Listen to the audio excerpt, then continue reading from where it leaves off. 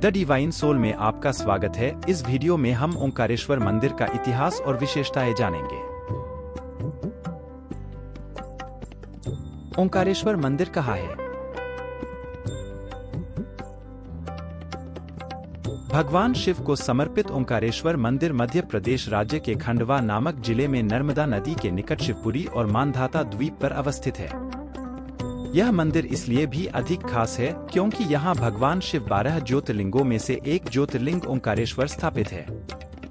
कहा जाता है कि इस स्थान पर नर्मदा नदी स्वयं के आकार में बहती है। साथ ही बताते चलें कि जब तक सभी तीर्थों का जल तीर्थ यात्री ओंकारेश्वर मंदिर में अर्पित नहीं करते हैं, तब तक तीर्थ यात्रा पूर्ण नहीं मानी जाती है।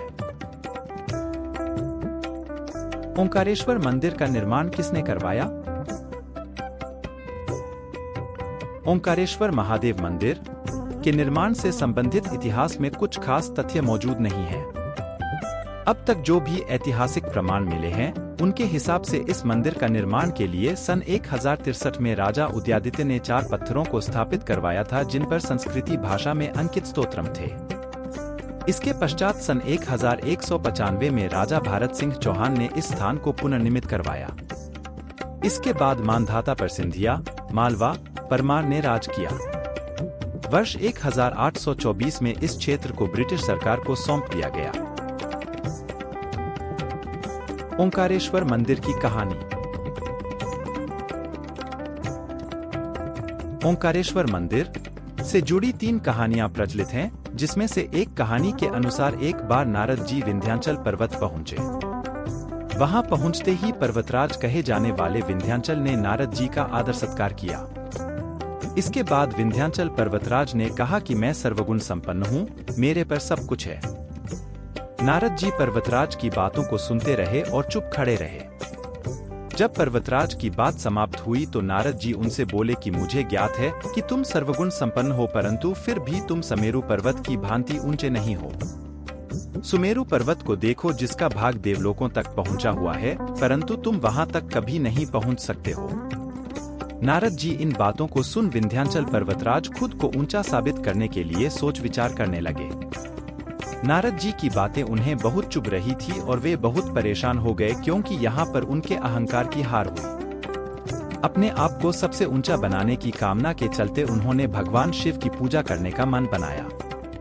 उन्होंने लगभग 6 महीने तक भगवान शिव की कठोर तपस्या कर प्रसन्न किया। अंततः भगवान शिव विंध्याचल से अत्यधिक प्रसन्न हुए और उन्होंने प्रकट होकर वरदान मांगने को कहा।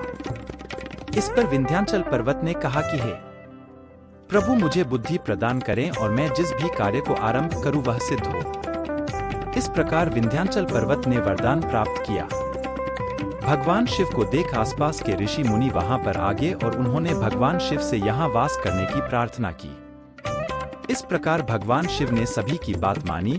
वहां पर स्थापित लिंग 2 लिंगम में विभाजित हो गया। इसमें से विंध्याचल द्वारा स्थापित पार्थिव लिंग का नाम ममलेश्वर लिंग पड़ा, जबकि जहां भगवान शिव का वास माना जाता है, उसे ओंकारेश्वर शिवलिंग के नाम से जाना जाने लगा। ओंकारेश्वर लिंग से जुड़ी दूसरी कहानी कहती है कि राजा मांधाता ने यहाँ पर्वत भगवान शिव का ध्यान करते हुए घोर तपस्या की थी। उनकी तपस्या से भगवान शिव अत्यधिक प्रसन्न हुए थे और राजा ने उन्हें यहाँ सदैव के लिए निवास करने के लिए कहा था। तभी से यहाँ पर ओंकारेश्वर नामक शिवलिंग स्थापित है, जिसकी आज तक अत्यधिक मान्यता है। तीसरी कहानी के संबंध में कहा जाता है कि जब देवताओं और दैत्यों के बीच भीषण युद्ध हुआ और सभी देवता दैत्यों से पराजित हो गए, तब उन्होंने अपनी हताशा में भगवान शिव की पूजा अर्चना की थी। देवताओं की सच्ची श्रद्धा भक्ति देख भगवान शिव ओंकारेश्वर ज्योतिर्लिंग के रूप हुए और उन्होंने सभी दैत्यों को पराजित किया। ओंकारेश्वर मंदिर कितना प्राचीन है?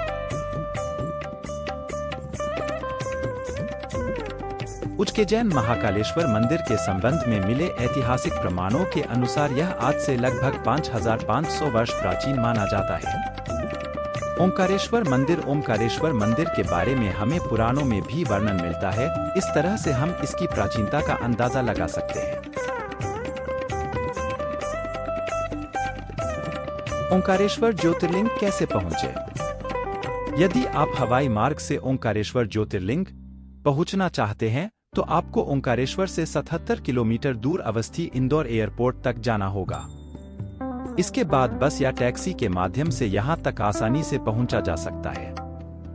मध्य प्रदेश के उज्जैन, खंडवा और इंदौर से कई सारी बस सेवाएं भी यहां तक आपको पहुंचा सकती है। रेल मार्ग से जाने के लिए भी इसके निकटतम कोई रेलवे स्टेशन नहीं है। रेलवे के द्वारा जाने के लिए आपको इंदौर या खंडवा रेलवे स्टेशन तक आने के बाद कोई बस या टैक्सी करनी होगी।